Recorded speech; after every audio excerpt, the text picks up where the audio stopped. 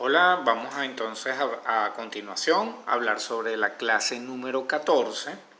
Recuerden que la número 13 ya era un video y ya está publicado en Moodle. Entonces vamos a hacer un resumen de la clase número 14 que corresponde a los ciclos económicos. Sencillamente definimos los ciclos económicos como aquellas fluctuaciones regulares de todas las actividades económicas a lo largo de un periodo de tiempo y están expresadas siempre en variaciones del PIB. Siempre la variable PIB aparece dentro del análisis macroeconómico. Existen algunas fases que se componen en primer lugar de auge o expansión, que es cuando las economías crecen, y recesión, cuando ocurre exactamente lo contrario.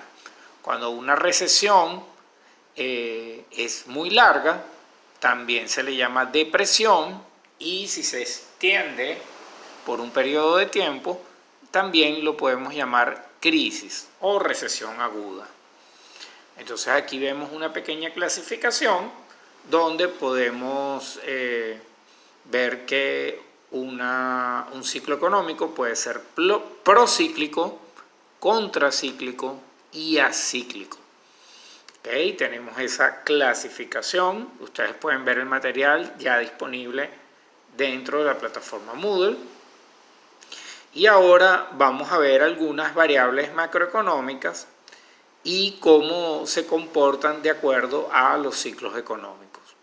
Entonces, cuando tenemos un comportamiento procíclico con alta conformidad con el ciclo, esto lo que significa es que, por ejemplo, si hay un auge, estas variables se comportan, si el auge es muy alto, por ejemplo, muy prolongado, muy intenso, estas variables se comportan exactamente igual.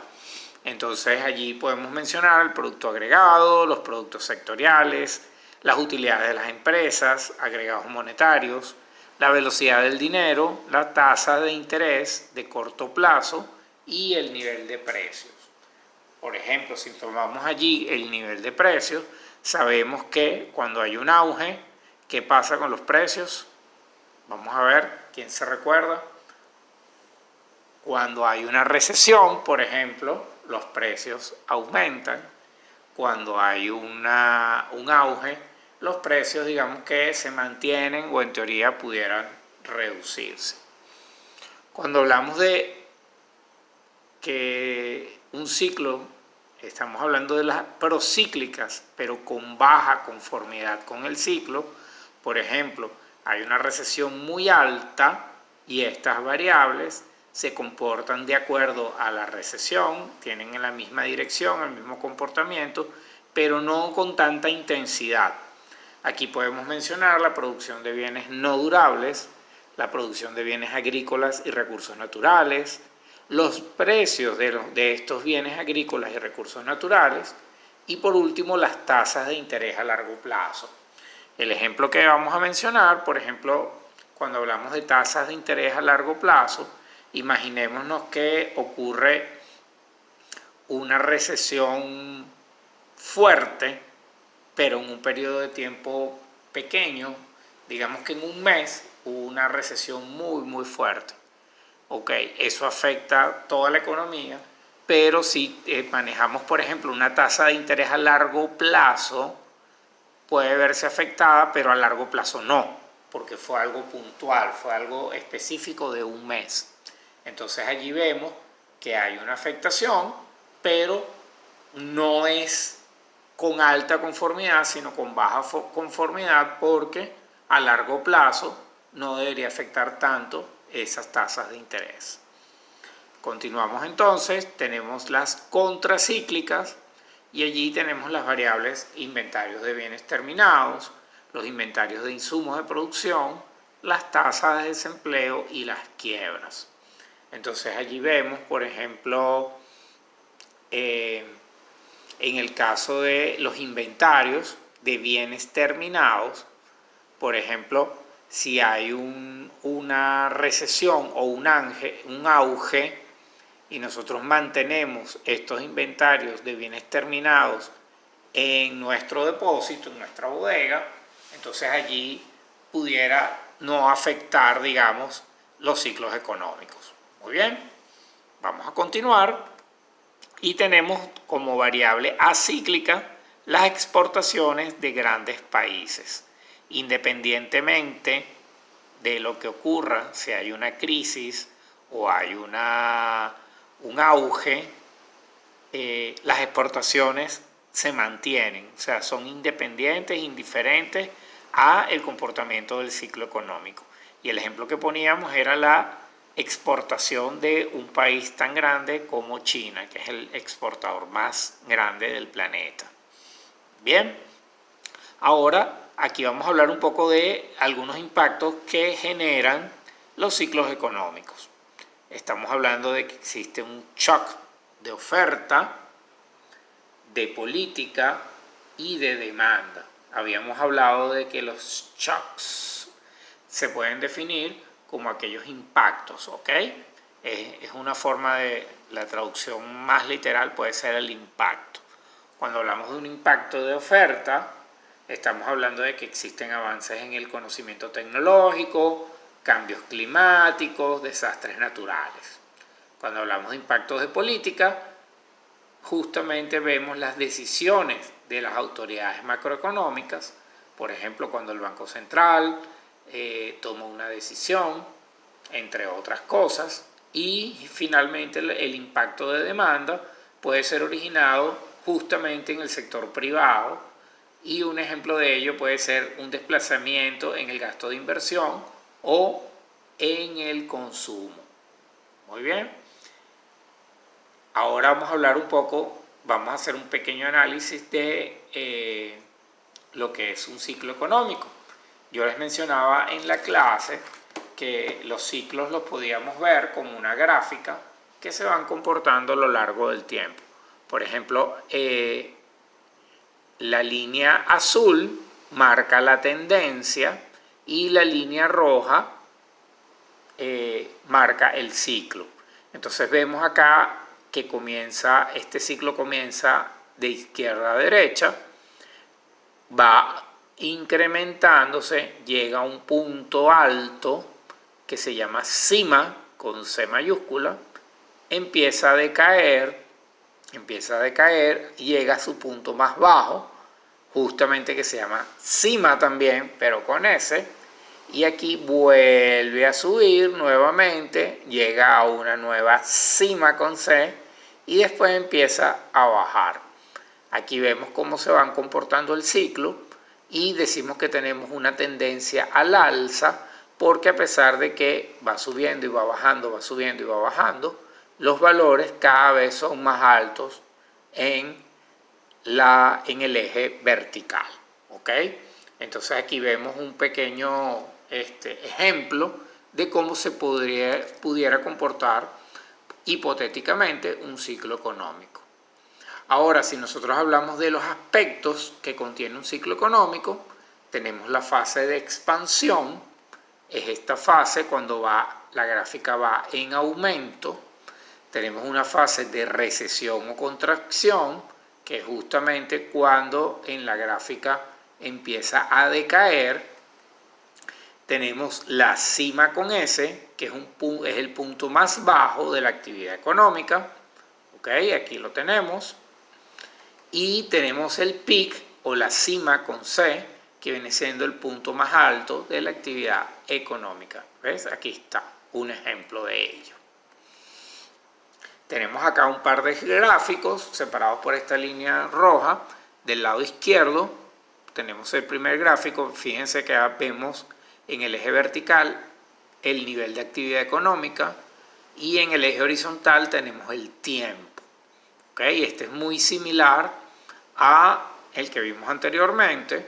Fíjense que la tendencia es esta línea punteada de color rojo, igual en este ejercicio, en este ejemplo, la tendencia es hacia el alza y vemos cómo comienza incrementándose el ciclo económico, llega a su punto más alto, que es donde tenemos un auge, después Aquí decimos que la economía va creciendo de manera acelerada.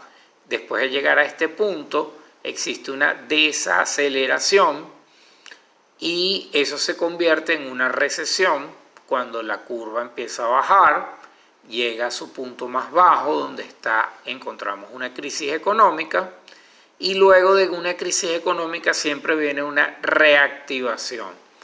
Y finalmente aquí vemos cómo existe una fluctuación cíclica en este ejemplo del ciclo económico. Si vemos la gráfica del lado derecho, aquí tenemos, fíjense, la del lado izquierdo tiene una tendencia hacia el alza, pero la del lado derecho tiene una tendencia neutra, ¿ok? Porque es más o menos similar, ¿ok? No va creciendo, así como crece, va decreciendo. Pero aquí lo que queremos analizar en el gráfico del lado derecho viene siendo precisamente estos dos puntos. El primero se llama amplitud, que es la distancia que hay entre el eje horizontal y el punto más alto, el pic del ciclo económico.